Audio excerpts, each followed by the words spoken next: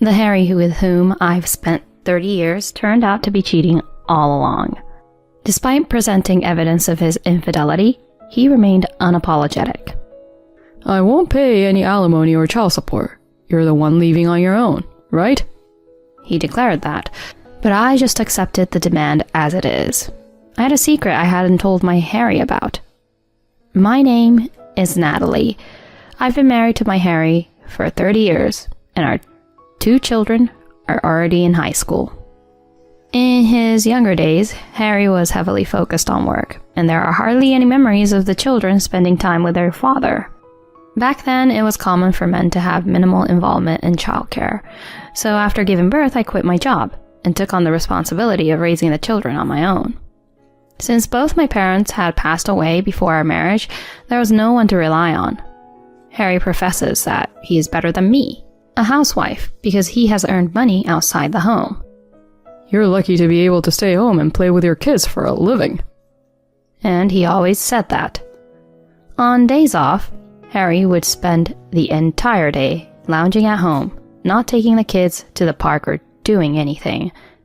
I, on the other hand, continued to manage household chores and childcare without a break. When he returned from work and found the house messy or dinner not prepared, he would get angry, like a raging fire, so I was always on edge. Even when our eldest son, Zayden, had a fever, Harry maintained his stance that child rearing is the mother's job and didn't offer any help. As a result, I had to take Zayden with our young daughter Lisa in tow to the hospital. Seeing their father's indifferent attitude, the children began to resent him, entering a phase of rebellion where they wouldn't even talk to him. Dad is always focused on work and shows no interest in us at all. Moreover, Mom's words are always directed at him, and it's irritating. The children began to ignore their father, saying so. Given Harry's already thin affection for the kids, they entered a phase of rebellion, where they barely spoke to their father. However, as the children entered high school, they moved past the rebellious phase, and there was at least some minimal conversation. Harry, who always seemed grumpy, recently appears to be in a good mood. Work is still super busy, and there are more times when he can't come home until morning due to work commitments, or when he's concerned about staying overnight during business trips. But even with all that, he somehow seems to be enjoying it, suggesting that his job is fulfilling. After Harry retired, we envisioned spending a peaceful retirement together. However, I realized my naive thoughts were shattered just a few months ago. While going through Harry's suit for dry cleaning, I found receipts indicating he had eaten at a restaurant for 2 on a date and had purchased items from a clearly female-oriented brand. Suspicious, I checked the credit card statement I had entrusted to Harry, and it showed payments for a stay at a spa on a date when he was supposed to be on a business trip. The results revealed one thing. Harry had been lying to me. The fulfillment he experienced wasn't from work, but rather from his private life.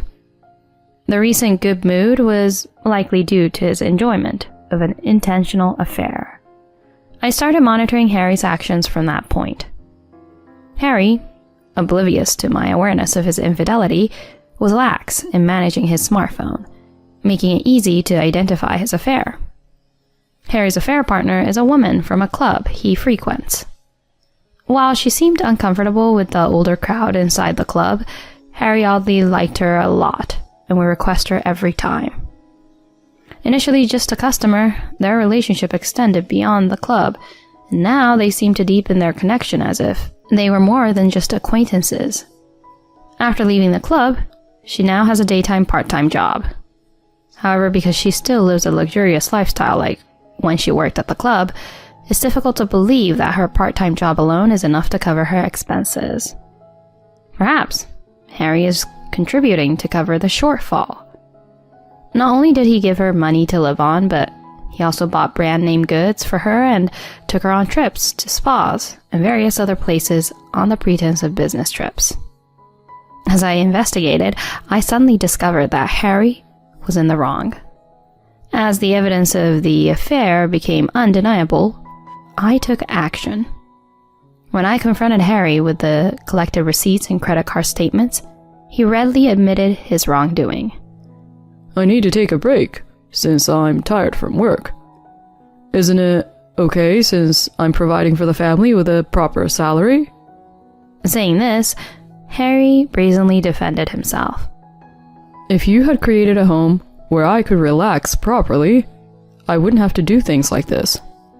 You also have responsibilities, you know? That's not a reason to betray our family. If we're a family, you should have shown me more affection and care, shouldn't you? It's your fault, not having any charm, and the kids not being attached to me. Faced with Harry, who insisted he was not at fault and tried to conclude the conversation with a single-minded attitude, I quickly grew disheartened. Why had I been devoted to someone like him without complaining? Living with Harry any longer was impossible. That's enough. I can't continue with you. Let's get a divorce. Upon hearing my words, Harry smirked. So, it's come to this. Harry continued confidently. I intended to continue our married life. The divorce is your wish. So, I won't pay alimony or child support. If you're leaving, then leave on your own. It seemed Harry wanted to divorce to start a new life with his affair partner. However, if I initiated the divorce, he could demand alimony and child support. So it was almost like I was the one to initiate the divorce. I even wondered if he left the receipts in his suit on purpose to make me aware of his affair. It was frustrating to go along with Harry's wishes, but not divorcing was not an option at this point. Breaking up with Harry was more urgent than fighting over money. Understood. I don't want a single cent. Huh? Harry seemed surprised at how easily I conceded, but he quickly became pleased. I see. You're a reasonable person. Right, no need for property division, huh? Harry apparently had no intention of sharing his property, including alimony and child support. He probably wanted all the money for his new life with his affair partner. The more I listened, the more absurd his arguments became. It made me foolish for enduring so many years with such a petty man. Fine.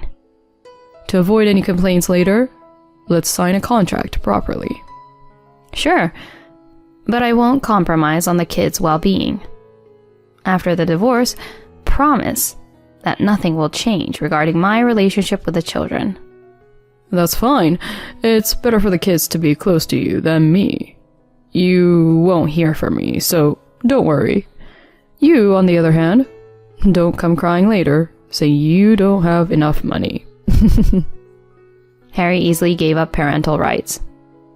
As I expected, the children meant little to Harry. For us, though, their lives wouldn't be affected much by Harry's absence. With this, the divorce between Harry and me concluded, closing the chapter on our 30-year marriage. After being kicked out by Harry, the children and I moved to a centrally located, fully owned apartment. It was one of the properties my parents had left for me. Actually, my parents owned several apartments, and they transferred one of them into my name before they passed away. I didn't dare tell Harry about this because it was a long time ago, but even after I became a housewife, rental income from the apartment continued to come in. This allowed me to lead a comfortable life without relying on Harry for alimony and child support, and it covered the children's university tuition when the time came.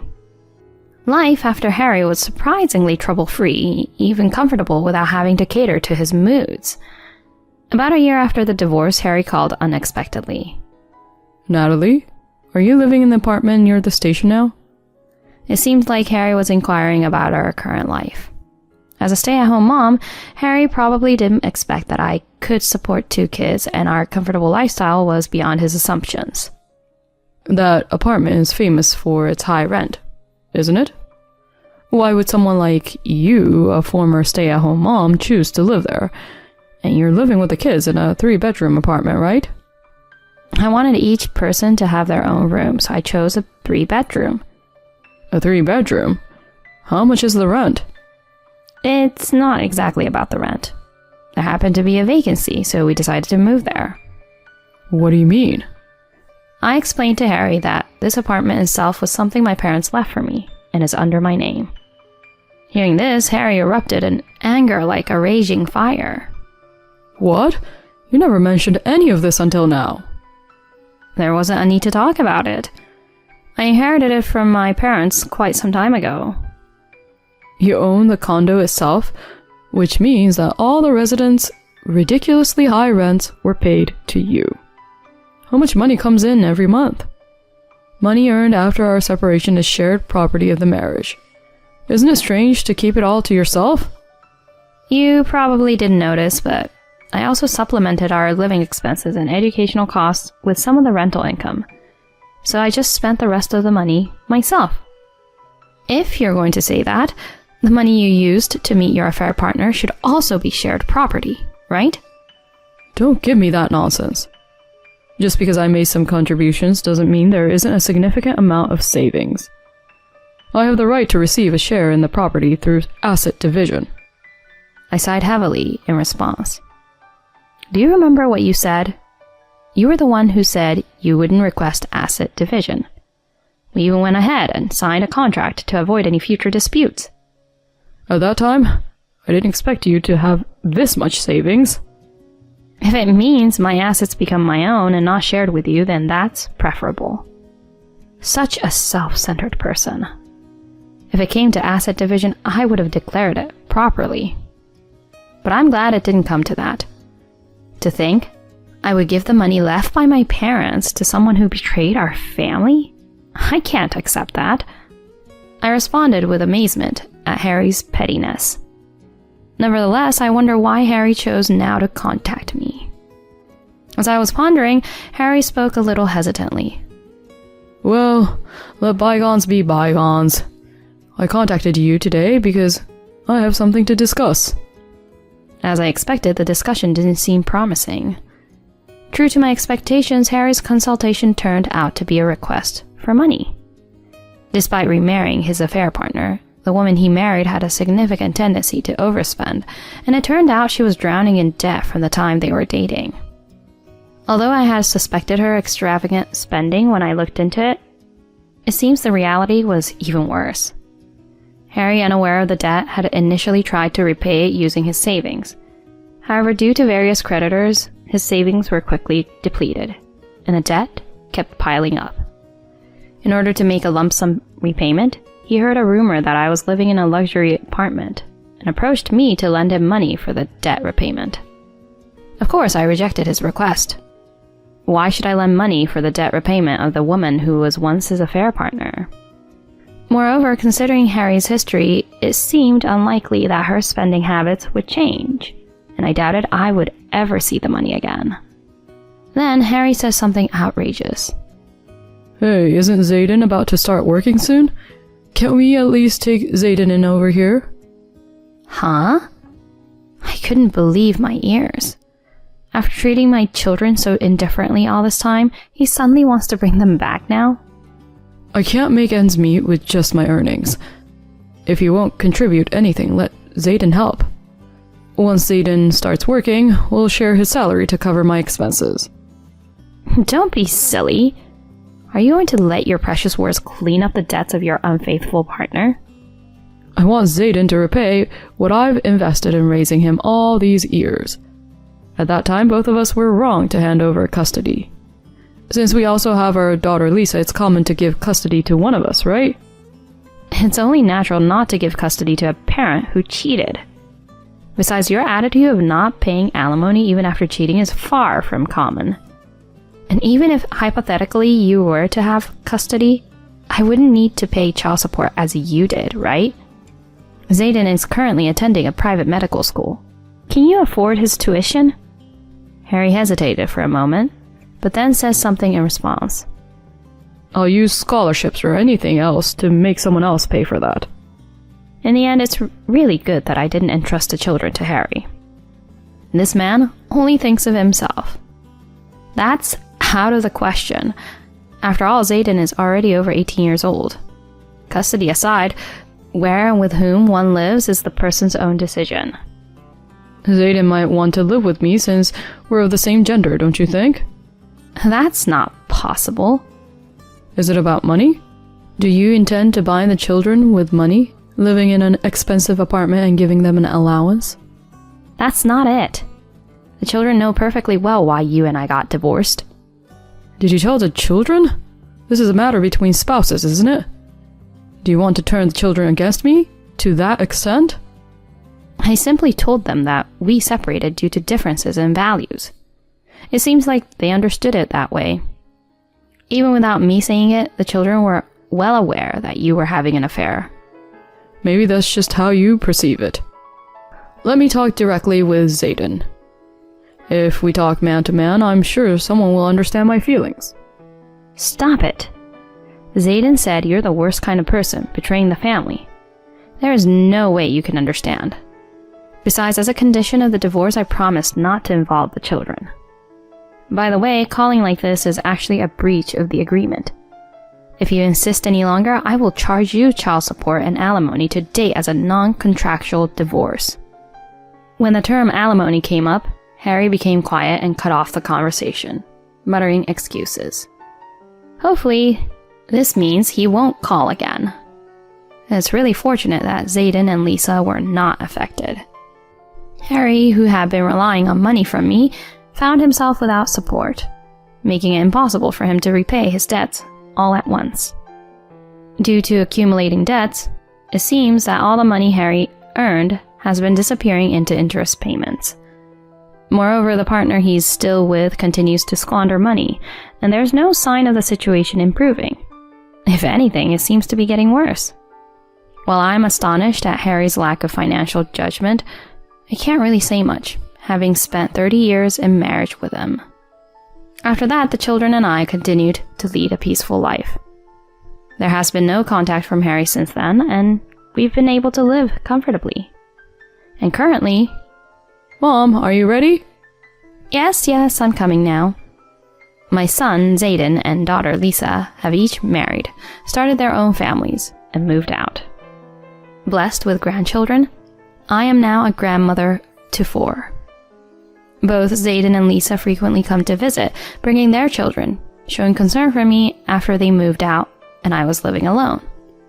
Today, we're on a family trip with Zayden's and Lisa's families, making a total of 9 of us.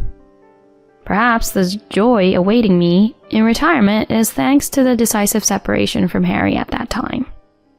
I heard through the grapevine that despite wanting to part ways with his current partner, Harry hasn't been able to due to the partner's clever reluctance.